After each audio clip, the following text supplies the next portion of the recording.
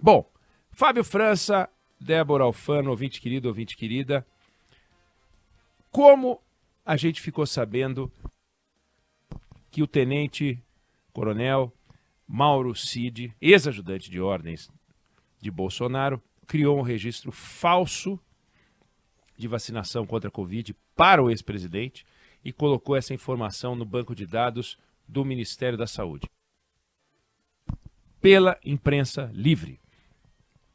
Como é que a gente ficou sabendo da tentativa de assessores de Bolsonaro de liberar na Receita um colar de milhões de reais que foi apreendido no aeroporto e da venda de relógios que o ex-presidente recebeu como presente oficial e que depois foram recomprados pela imprensa livre?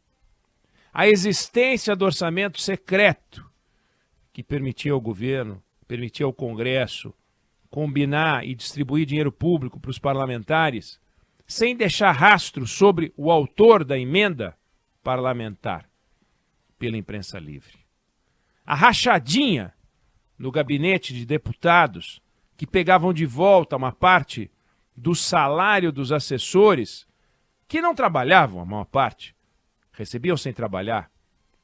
Rachadinha que foi identificada por investigadores no gabinete de Flávio Bolsonaro, quando ele era deputado estadual pelo Rio. Essa investigação que acabou arquivada pela imprensa livre.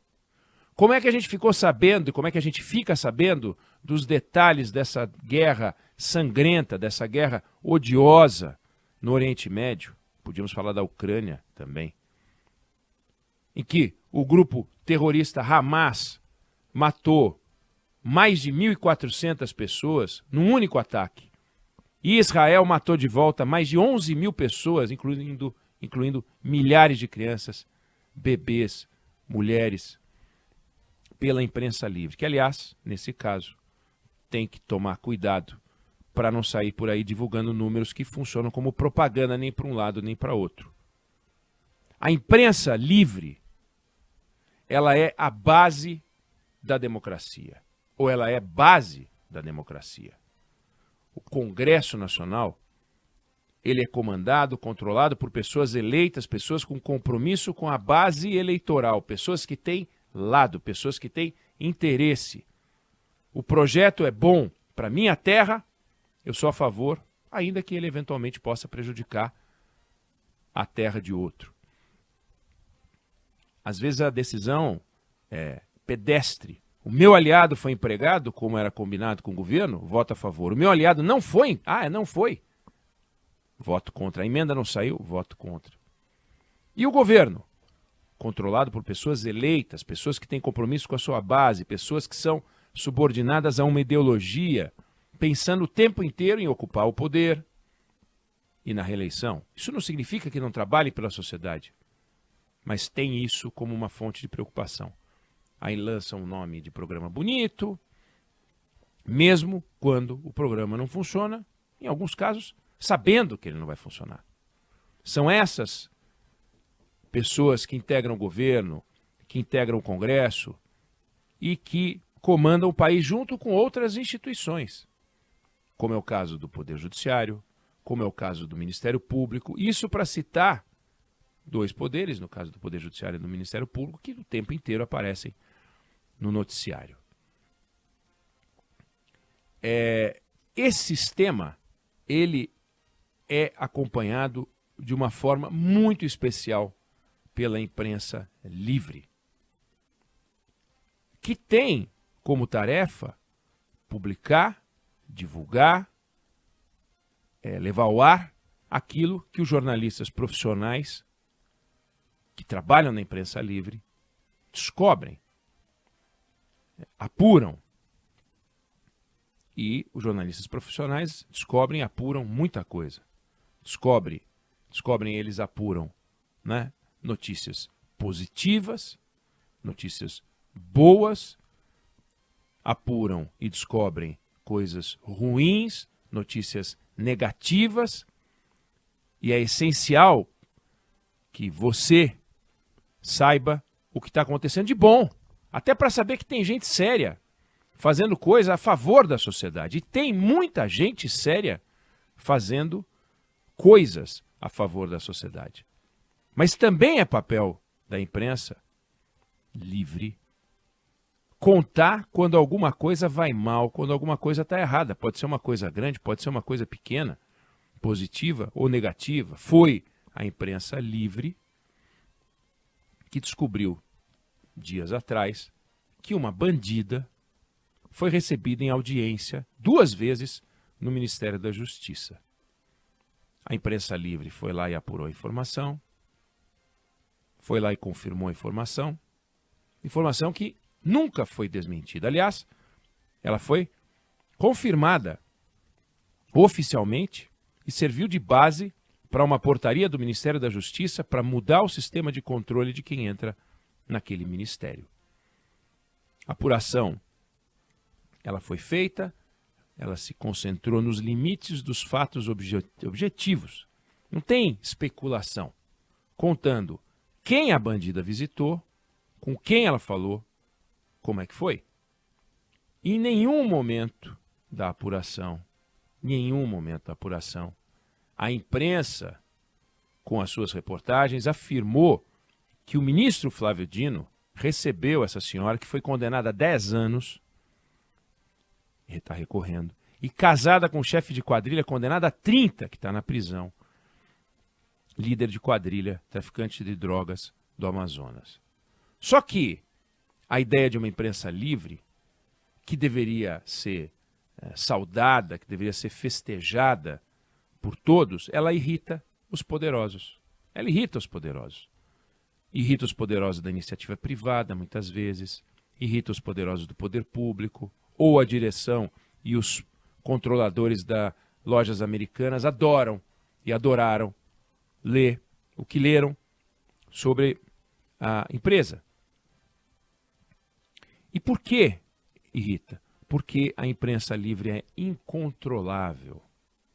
Ela não pode ser controlada como o poder público, eventualmente, aqui ou ali, numa ação qualquer, pode ser controlado por A ou por B. Como pode haver uma tentativa de controle de um determinado segmento do Congresso Nacional, que a própria imprensa livre haverá de denunciar quando trombar com isso, como já aconteceu. O Mensalão foi um sistema de controle. O Petrolão foi um sistema de controle. O orçamento secreto foi um sistema de controle que a imprensa livre contou, relatou. Mas a imprensa livre não é controlável. Ela não trabalha para este ou para aquele grupo ideológico. Então, hoje conta uma história que desagrada a direita, amanhã uma que desagrada a esquerda, quando não no mesmo dia. E ela desagrada porque descobre que esse personagem de direita ou aquele personagem de esquerda fez algo questionável. Não é uma caça a essa ou aquela figura porque não há lado. Essa caçada a essa ou aquela figura é papel feito por um outro segmento que não se confunde, nem pode se confundir com a imprensa livre, que é a blogueiragem engajada, a blogueiragem amiga ou inimiga, a milícia digital que se especializa em perseguir não os malfeitos, mas muitas vezes os jornalistas que denunciam os malfeitos. E há, nesse momento, uma campanha em curso contra uma jornalista, Andressa Matais, do Estadão, porque ela chefia a equipe que denunciou a entrada da bandida no Ministério da Justiça. Não é dela a reportagem, mas a campanha é contra ela. Nem deveria ser contra os jornalistas que fizeram, mas elegeram essa jornalista, que comandou a equipe num trabalho bem feito, num trabalho técnico, a mesma jornalista que comandou uma apuração sobre o orçamento secreto. Então, a blogueiragem bolsonarista chamou o orçamento secreto de fake news e não era. Ele existia. Agora a blogueiragem petista ataca a Andressa, já que não tem como desmentir os fatos.